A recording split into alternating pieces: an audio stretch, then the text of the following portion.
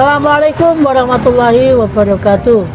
Selamat malam para viewer di acara Cangkir Kopi Gus Santos edisi perdana. Cangkir Kopi Gus Santos adalah bincang-bincang santai seputar pemikiran dan komentar politik bersama Gus Santos. Pada malam hari ini, bincang-bincang kita akan angkat tema seputar baliho besar tokoh parpol di saat pandemi. Pantas nggak sih? Pada malam ini kita juga kedatangan narasumber tetap kita, Mas Imam Ramadan. Gimana kabarnya Mas Imam? Alhamdulillah, Gus Santos sehat semua. Sehat semua, alhamdulillah. Semoga para viewer juga dalam kondisi sehat, bisa santai. Kita santai di sini sambil ngopi, sambil bincang-bincang begitu. Baik, Mas, kita lihat sekarang fenomena banyak sekali. Baliho, billboard juga, tokoh-tokoh parpol di jalan tol juga ada, di jalan-jalan protokol juga ada. Ada satu berita di Liputan 6 yang mengabarkan mendapat 200 order dengan harga yang variasi mulai dari 1 juta sampai 15 juta. Ya rata-rata misalkan kita ambil 7 juta saja dikali 200 sudah 1,4 miliar. Ini baru satu tempat jasa pembuatan baliho dan billboard. Di tengah satu kondisi pandemi yang sekarang ini juga belum ada tanda-tanda perbaikan, meskipun juga level PPKM juga sudah diturunkan, tapi imbasnya di aspek ekonomi masyarakat kita juga sangat terpuruk begitu. Tampaknya kalau kemudian ini gagal gitu ya diatasi, bukan tidak mungkin negeri ini menjadi lebih terpuruk lagi. Bagaimana kira-kira Mas Imam melihat kondisi seperti ini? Ya, terima kasih Gus Santos yang sudah mengundang di acara Cangkir Kopi ini. Sambil ngopi nggak apa-apa? Ya, betul. Jadi banyaknya baliho besar para tokoh politik ini tidak lepas dari mencari simpati. Tapi di tengah pandemi ini yang menggugah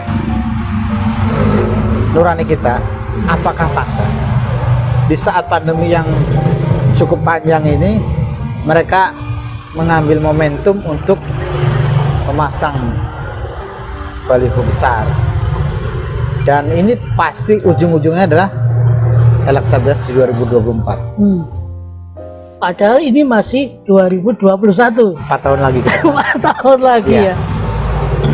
Katakanlah 1,5 M untuk satu vendor saja. Kalau kemudian dipakai untuk 4 tahun begitu, mesti enggak punya kos yang besar. Apakah memang yang terjadi sekarang ini untuk mendapatkan panggung politik itu harus keluar kos yang sedemikian besar? Ya, fenomena ini sebenarnya harus dicermati. Jadi kita sebenarnya negeri ini ya mulai menggeser sebenarnya metode atau cara-cara yang seperti baliho, gambar-gambar. Karena sekarang generasi medsos. Ya, dengan medsos sudah cukup banyak. Semestinya kos-kos yang seperti tadi untuk baliho segala macam sepertinya tidak perlu. Cuman sepertinya juga ini para tokoh-tokoh yang ada yang sudah terpampang baliho di mana-mana itu sepertinya masih mengandalkan metode lama. Cara-cara yang katakanlah tradisional, dengan menampang muka di baliho besar tersebut, terkesan supaya hafal gambarnya. Dengan hafal gambarnya mudah-mudahan mereka hafal rakyat itu sepak terjang. Tapi di zaman itu sepertinya ini akan bergeser. Kayaknya ini belum dipertimbangkan ini. Belum dipertimbangkan. sepertinya masih semacam ya belum bisa mencari cara-cara yang lebih ya yang lebih murah mungkin ya sehingga kemudian kos yang ada itu bisa dialokasikan ke hal-hal yang lebih bermanfaat gitu kira-kira ya Mas ya. Ya, sepertinya bukan hanya itu saja. Jadi yang kita sorot adalah bagaimana kepekaan sosial dari para tokoh itu di saat pandemi yang cukup panjang ini, dari level PPKM 4 turun ke 3 ya untuk beberapa tempat, beberapa daerah. Tapi kepekaan itu yang semestinya ditumbuhkan, bukan malah dengan mengumbar baliho yang begitu banyak dan ya kalau kita lihat sudah tidak wajar. Di saat masyarakat masih membutuhkan sembako. Ya. Betul. Kemudian sekarang dengan jam katakanlah jam bukalapak seperti warung kopi ini ya, kemudian juga jualan-jualan yang lainnya, ini sangat menurunkan hasil atau upah di tengah masyarakat. Belum lagi daya beli dan sebagainya masih akan turun. Oh ya, para viewer, semoga dirahmati Allah Subhanahu wa Ta'ala. Kita sedang berada di kedai kopi inspirasi. Ya. Sedikit banyaknya juga pasti terkena imbas akibat adanya pandemi, juga adanya PPKM seperti ini. Hanya baru-baru ini aja kemudian sudah agak dilonggarkan sehingga ya mungkin bisa beroperasi lagi. Meski begitu tetapi tidak bisa langsung mengembalikan normal seperti mana sebelum pandemi. Nah, tampaknya hal-hal yang seperti ini kan tidak terjadi di sini saja. Yeah. Di beberapa tempat yang lain, ya usaha-usaha kayak ya katakanlah nasi goreng atau mungkin bakso segala macam. Meski mulai dibuka kembali, tetapi mungkin juga untuk recovery seperti semula itu butuh waktu dan nggak mudah juga. Begitu. Nah, harusnya ya seperti ini lebih nyata dirasakan manfaatnya oleh masyarakat. Saya kira ketimbang kemudian untuk pasang-pasang poster yang saya kira karena zaman digital juga ya. Saya kira orang juga tidak terlalu tertarik juga untuk melihat pemandangan misalkan di jalan tol. Orang kalau jalan mungkin ya sambil dengerin musik atau mungkin dengerin radio atau mungkin ya kalau mau ngelihat video juga di gadget masing-masing juga ada. Terus ini Mas, lalu kira-kira apa yang seharusnya terjadi di negeri ini? Artinya ketika kondisi seperti ini, katakanlah ya kita bisa ngelihat sendirilah banyak hal yang tidak normal, katakanlah seperti itu. Cukup banyak kesemrawutan gitu. Sebetulnya apa yang salah di sini, ada masalah apa sebetulnya itu? Ya, berbicara tentang akar masalah ya, sebenarnya tidak tuntas dibahas ini dalam sekejap, panjang udah ya. Cuman ada beberapa poin yang ingin saya sampaikan. Yang pertama, masalah yang cukup serius di negeri adalah bagaimana kebijakan pemimpin ini tidak benar-benar menjadikan negeri ini menuju ke arah kesejahteraan. Ya, kita lihat aset-aset yang strategis itu justru diambil oleh asing. Report katanya yang mau dikuasai ataupun klaimnya sudah dikuasai, tapi nyatanya tidak memberikan ya sumbangan kepada APBN dan lain sebagainya. Minyak dan gas juga masih bermasalah. Kemudian investasi ya untuk infrastruktur juga banyak yang kurang perhitungan. Katanya untuk ibu kota baru ada dana. Untuk pandemi kok nggak jelas. Nah, ini menentukan prioritasnya nggak jelas ya. Infrastruktur pembuatan kereta cepat Jakarta Bandung itu pun siapa yang mau pakai ya, karena sangat dekat dan sepertinya juga prioritasnya harusnya di belakang gitu ya, di samping masalah-masalah yang krusial pada pekan-pekan pandemi ini. Iya. Tapi gitulah kebijakannya tidak pro untuk menuju kesejahteraan. Kemudian yang kedua adalah intervensi asing ya. Sepertinya Indonesia tidak bisa ya, atau belum bisa ya, menolak intervensi ya. Adanya penanaman modal asing ya. Belum lagi jeratan hutang ya dari Cina, belum dari World Bank dan sebagainya ya. Ini jadi independensi negeri ini terhadap hutang investasi masih belum bisa. Iya. Iya, menarik sekali terkait tadi sempat disinggung yang lebih menyayat hati.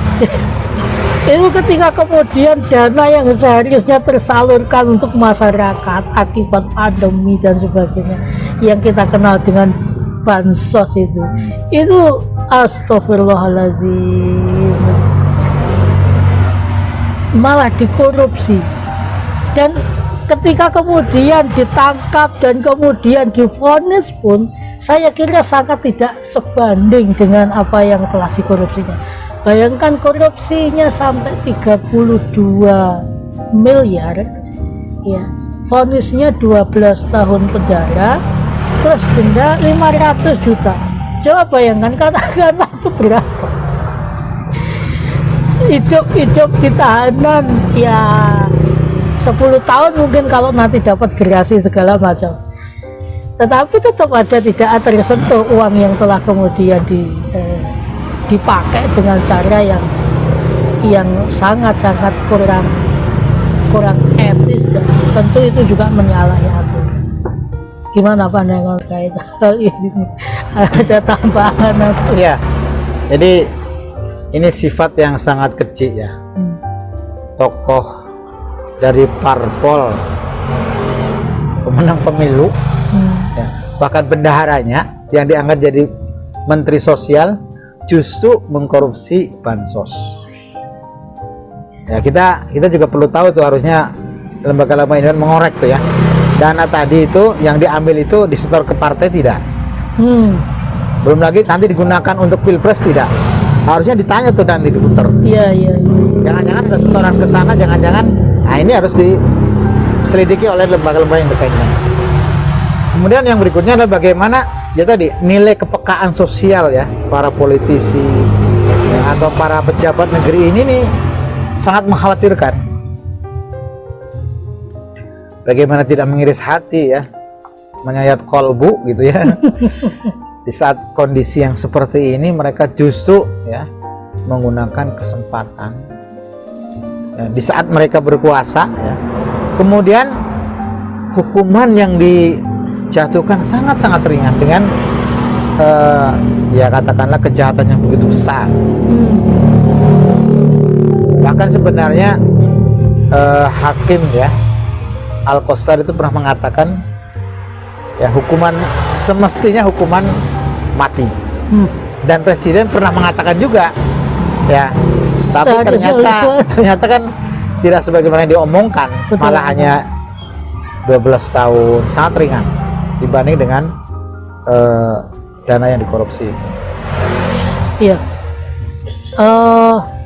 Sepertinya memang proses politik ini kosnya sangat mahal. Kalau kita kembali 2019 kemarin, dana 36 triliun untuk penyelenggaraan sebuah pesta demokrasi. Ya, menghasilkan seperti ini tatanannya ini kan wajar kemudian untuk bertanya orang-orang yang di bawah ini. Apakah bagaimana kira-kira Mas Imam untuk kemudian memunculkan kepekaan sosial, untuk memunculkan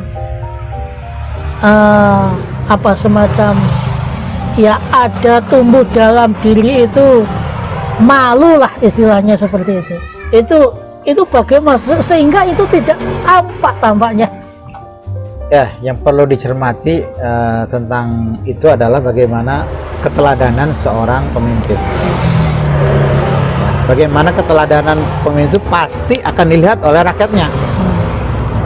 Tapi ketika tingkah pola, ya, lifestyle para pejabat, ya, para petinggi parpol misalnya, justru ya mengumbar kekayaan, ya, dengan gaya hidup yang sedemikian mewah, tidak memberikan keteladanan bagaimana dia hidup sederhana, kemudian dia peka dan sensitif terhadap masalah rakyat. Ini yang terjadi. Nah, makanya perlu tadi ya keteladanan itu. Ya, kalau kita lihat dalam sejarah banyak keteladanan ya. Misalnya kita kenal di Islam ya, ada Khalifah Umar bin Khattab misalnya ya, seorang pemimpin negara yang luasnya ya melebihi Jazirah Arab sekarang. Betul. Tapi ketika belusukan bahasanya kan sekarang, ada orang yang miskin kemudian kelaparan ya sampai memasak batu ya dengan berpura-pura supaya anaknya kemudian kecapean nangis dan tertidur. Nah, Khalifah Umar ini menggotong sendiri gandumnya, kalau bahasa kita mungkin beras ya, menggotong gandumnya dari Baitul Mal kemudian diserahkan kepada keluarga yang miskin tadi. Ya. Belum lagi ya sifat keteladanan yang lainnya ya. Kalau di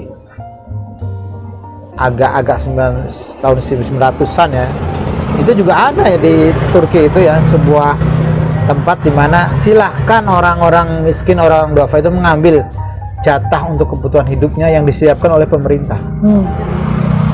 Ya, semacam mungkin kalau ya semacam Baitul Mal tapi tempat khusus untuk orang-orang miskin mengambil jatah.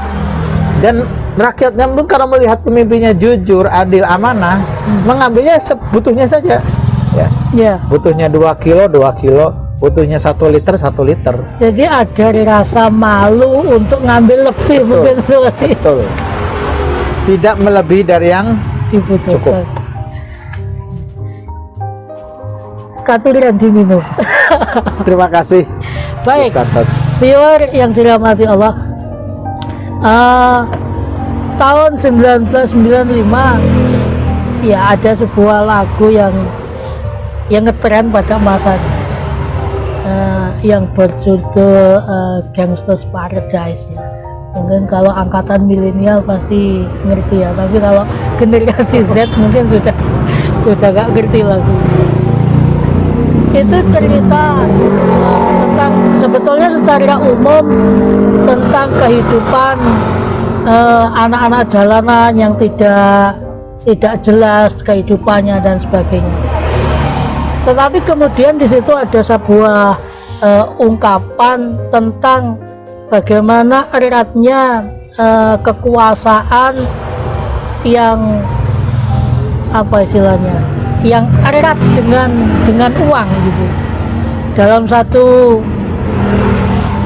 syairnya itu mengatakan begini, power and the money, money and the power. Jadi power dan kekuasaan dan uang dan kekuasaan.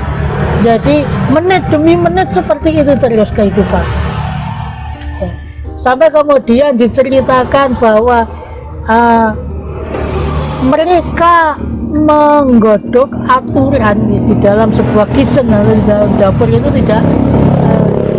tidak diketahui oleh masyarakat banyak apa yang akan diputuskan.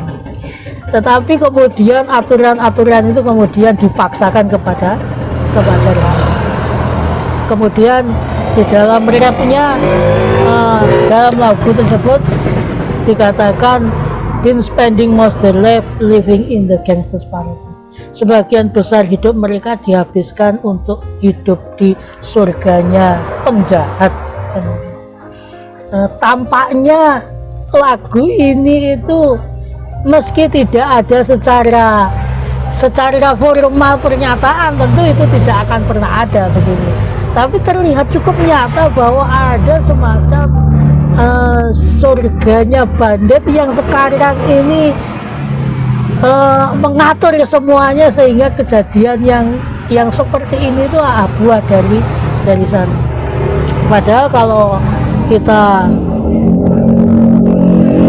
ini kayak orang yang apa ya, kehilangan kunci, Mas. Kunci hilang di tempat yang gelap, tapi kebanyakan dari kita itu suka nyari di tempat yang terang. Kan ketemu nggak kira-kira? Nggak ketemu. Ini yang terjadi saat ini di kebanyakan negeri, termasuk di negeri ini juga. Dulu para wali mewarisi kita satu konsep bagaimana menata masyarakat dengan baik, dengan Islam, dengan aturan-aturannya, dan kemudian seolah itu hilang, kemudian tidak dicari di tempat mana dia hilang, tetapi nyarinya justru ke tempat lain, ke barat gitu, silau dengan teknologi atau apa. Saya pikir ini menarik sekali karena tampaknya sekarang yang terjadi ibarat dua sisi mata uang itu, kekuasaan itu sandingannya dengan uang. Sementara kalau di dalam Islam yang disampaikan oleh Imam Ghazali itu al-mulku wa dinu tau aman. Jadi kekuasaan dan uang, kekuasaan dan agama itu seperti saudara kembar. Nah, ini konsep yang sangat berbeda ini, saya kira yang menjadi apa ya, semacam benang merahnya begitu. Bagaimana kira-kira menurut Mas Imam? Atau mungkin ada sesuatu yang bisa ditambahkan atau bisa dikomentari terkait Ya, hal tersebut? politik negeri ini tuh sepertinya ini mirip politik Machiavellis. Ya. Jadi bahasa singkatnya adalah menghalalkan segala macam cara Oke. untuk sebuah tujuan. Ditaruhlah tujuannya 2024 ataupun tingkat tertinggi presiden, kemudian para politisi di DPR, itu dengan berbagai macam cara, asal tujuannya tercapai. Nah, berbeda dengan Islam, ya, politik itu kan sebenarnya ri'adah sudah ummah, mengurusi urusan umat. Iya. Jadi ayatus su'unil ummah guys. Ya, ya. Bagaimana seorang kita ya, sebagai warga negara, sebagai rakyat, memikirkan negeri ini, kemudian sudut pandangnya sudut pandang Islam. Jadi kacamatanya itu kacamata akidah Islam. Ini disebut sebagai kesadaran dalam berpolitik, mempunyai mafahim siasat, ya, pemahaman politik yang Islam dengan sudut pandang Islam, yaitu akidah Islam. Jadi negeri ini yang sedang sakit ini harus dicari akar masalahnya, kemudian solusi fundamentalnya apa. Tadi sebutkan dalam Islam, ya, kembali ke syariat Islam. Kalau negeri ini merdeka ya 1945, itu sangat banyak pejuang-pejuang dari kiai, ajengan, dari para santri yang meneriakkan Allahu Akbar, la ilaha illallah Rasulullah. Masa ketika negeri ini hadir merdeka kemudian melupakan founding father para kiainya, ya? Bukan malah melihat dari sekulerisme, kapitalisme, bikinan Amerika dan konco-konconya gitu ya. Ini yang terjadi. Bukan lagi kembali kepada khitohnya para ulama yang memperjuangkan negeri ini dari penjajah dengan teriakan takbir. Harusnya ke situ. Bukan malah mengambil hukum-hukum lain yang bukan dari Islam. Dan ini yang semestinya diwacanakan. Ya. Agar negeri ini keluar dari masalah-masalah yang ada, dan insya Allah jalannya semakin terang. Ketika kita punya konsep, kita punya metode untuk mengubah negeri ini dengan sudut pandang kita sebagai seorang muslim. Oke. Ya, baik, para viewer yang dirahmati Allah, jadi kita memang harus memahami, harus pintar, harus cerdas untuk melihat problem yang ada di sekitar kita. Cerdas itu tentu harus melihatnya dengan sudut pandang yang benar. Tidak lain menurut saya ini ya, silakan kalau mungkin ada sumber yang lain. Menurut saya memang harus kembali kepada Islam. Kenapa kalau Islam? Karena Islam itu yang merupakan sumber solusi. Kalau bukan Islam, seperti yang terjadi saat ini, yang terjadi adalah ya tanpa harus dijelaskan lah, sudah bisa kita lihat. Dan tampaknya yang seperti ini terjadi juga di negara-negara lainnya tidak menerapkan Islam. Meskipun kadang orang melihatnya itu sangat wah begitu ya, sangat wah, tapi sebetulnya di dalamnya juga banyak hal-hal yang rusak di dalamnya. Baik, terakhir Mas, apa yang bisa disampaikan terkait apa yang telah kita perbincangkan? Ya, pertama yang menjadi catatan kita ya, bagaimana melihat tadi fenomena baliho itu ya, sebenarnya edukasi politik ya terhadap rakyat itu dengan menyampaikan ide, gagasan ya, dan solusi atas problematika negeri ini yang sedang sakit, bukan dengan banyaknya bukan baliho itu. Kemudian yang kedua adalah bagaimana biaya demokrasi yang mahal itu tidak menjamin munculnya para pemimpin yang amanah, yang adil, yang peka terhadap kondisi rakyat. Dan yang terakhir ya, politik Machiavellis atau bebas nilai atau yang tadi menghalalkan segala macam itulah bukan jalan untuk perubahan yang hakiki. Itu semestinya dipahami. Baik, viewer yang dirahmati Allah, kita harus cerdas di dalam menyikapi ini. Ya. Kita jangan sampai telat cerdas. Kalau kita merenungkan surat At-Takasur itu digambarkan kita itu jangan sampai cerdasnya telat. Gitu. Kenapa? Karena pas kita cerdas, sudah di depan kita itu neraka jahanam. Ya silakan dibuka lagi lah, dibaca ulang surat At-Takasur seperti itu. Ya, kita harus cerdas di dunia untuk kemudian mempersiapkan apa yang nyata pasti kita akan hadapi. Apa itu? Masuk kubur. Masuk kubur itu pasti akan kemudian kita alami. Nah, demikian saya pikir kita cukupkan bincang-bincang kita pada malam hari ini. Insya Allah kita akan jumpa lagi di acara Cangkir Kopi Gus Santos di pekan depan dengan tema yang tidak kalah serunya. Saya Gus Santos mengucapkan sampai jumpa lagi. Hasta la vista, ila liqa. Sampai jumpa lagi. Billahi taufiq wal hidayah. Wassalamualaikum warahmatullahi wabarakatuh. Assalamualaikum warahmatullahi wabarakatuh.